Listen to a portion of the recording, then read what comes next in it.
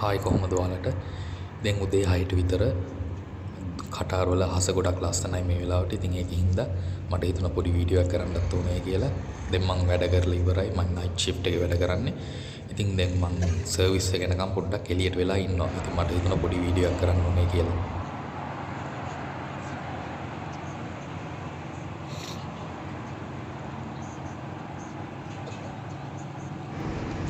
මේ කන්ස්ට්‍රක්ෂන් කරන අය එහෙම රැට සහ මේ වගේ උදේ වෙලාවට එහෙම වැඩ කරනවා. මොකද දවල්ට වැඩ කරන්න බෑ, ගොඩක් රස්නේ. ඉතින් ඒ හින්දා මෙයාලා රැට තමයි වැඩ කරන්නේ.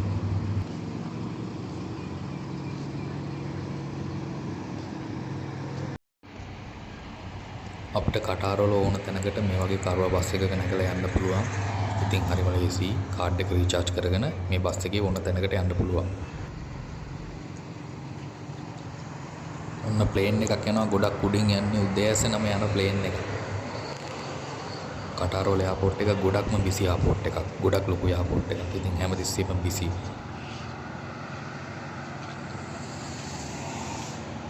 හරි ඉතින් මගේ සර්විස් එක ආවා ඇකොමඩේෂන් එකට යන ට්‍රාන්ස්පෝර්ට් එක. ඉතින් දැන් මම ට්‍රාන්ස්පෝර්ට් එකේ නැගලා මගේ ඇකොමඩේෂන් එකට යන ගමන් එහෙනම් ආයෙත් වීඩියෝ එකකින් එන්න හැමෝටම සුබ දවසක්.